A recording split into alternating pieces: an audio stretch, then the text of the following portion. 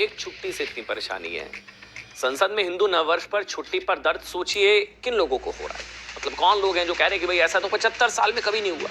कौन लोग हैं जो हिंदू नववर्ष पर छुट्टी के विरोध में कह रहे हैं कि सरकार हिंदू मुसलमान में बंटवारा करना चाह रही है, एक छुट्टी से बंटवारा हो गया। जबकि भारत में ना, अब मैं आपको बताता हूं, अभी जो आपने सुना एस टी हसन साहब को कि सेकुलरिज्म तो ये है कि रमजान में भी इस तरह की छूट मिलनी चाहिए। बिल्कुल सही बात है भाई, सभी धर्म बराबर है, सेकुलरिज्म तो यही है।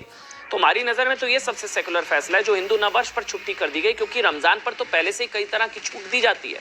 भारत में पिछले 75 साल में तुष्टीकरण के ऐसे ऐसे फैसले हुए ना कि तुष्टीकरण कोई राजनीति मान लिया गया।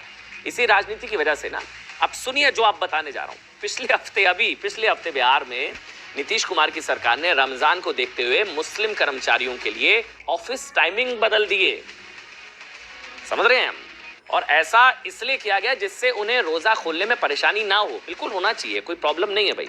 बिहार सरकार ने एक सर्कुलर जारी किया जिसके बाद रमजान में मुस्लिम कर्मचारियों और अधिकारियों को निर्धारित समय से 1 घंटा पहले जाने की अनुमति थी। मतलब 1 घंटा पहले आओ, लेकिन आप 1 घंटा पहले जा सकते हैं। छूट दी गई, रमजान में दी जानी चाहिए, दी गई। ऐसी ही छूट हिंदू नववर्ष के मौके पर भी दी गई। यही नहीं, इससे पहले पिछले साल अभी राजस्थान में अशोक गहलोत की सरकार ने रमजान के मौके पर मुस्लिम बहुल इलाकों में बिजली नहीं काटे जाने को लेकर आदेश जारी कर दिया था। विवाद हुआ, विवाद बढ़ने के बाद फिर यह फैसला वापस भी ले लिया गया था। तो कोशिश हुई है हर बार।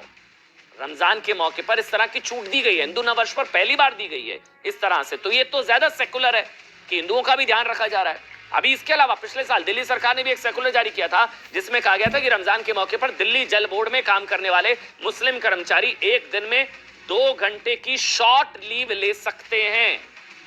लेकिन इस फैसले के विरोध के बाद केजरीवाल सरकार को भी यह फैसला वापस लेना पड़ा था। अब 2 साल पहले झारखंड की हेमंत सोरेन सरकार ने झारखंड विधानसभा के अंदर नमाज के लिए अलग से कमरा अलॉट कर दिया था, नमाज रूम। आज जो लोग संसद में हिंदू नववर्ष पर छुट्टी का विरोध कर रहे हैं, क्या उन्होंने इन सारे फैसलों का विरोध किया था? ये फैसले अच्छे थे तो आज वाला गलत कैसे? हिंदू नववर्ष पर हिंदू नववर्ष के पहले दिन संसद ने छुट्टी के फैसले को कम्युनल बताया जा रहा है कि कम्युनल है। तब यही लोग हेमंत सोरेन सरकार के फैसले का स्वागत कर रहे थे। 2015 में तो तेलंगाना के मुख्यमंत्री चंद्रशेखर राव ने रमजान के मौके पर जो फैसला लिया था उससे मुस्लिम देश भी शर्मा जाए। चंद्रशेखर राव ने गरीब मुस्लिम परिवारों को रमजान के मौके पर गिफ्ट भिजवाए थे, इससे मुस्लिम परिवारों को। इस गिफ्ट में साड़ी, कुर्ता, टोपी, इत्र की बोतल थी।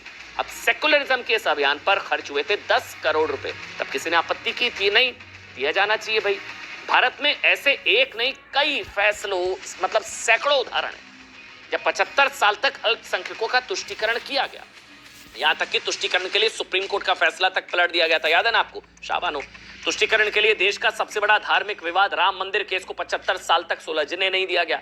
लेकिन ये देश में पहली बार जब असल धर्मनिरपेक्षता का मतलब की परिभाषा है और ये रियल सेकुलरिज्म की परिभाषा को नए सिरे से लिखा जा रहा है कि रमजान के लिए भी तो चलिए हिंदू नववर्ष की भी पहला दिन है। भारत की राजनीति में हिंदुत्व को अब जगह मिल रही है। यही भारत की सच्ची धर्मनिरपेक्षता है कि मुसलमानों के साथ साथ हिंदू भावनाओं को भी जगह अब मिल रही है। शायद इसलिए मुस्लिम तुष्टीकरण के सूरमाओं को लगता है कि भारत की धर्मनिरपेक्षता अब खतरे में आ गई है।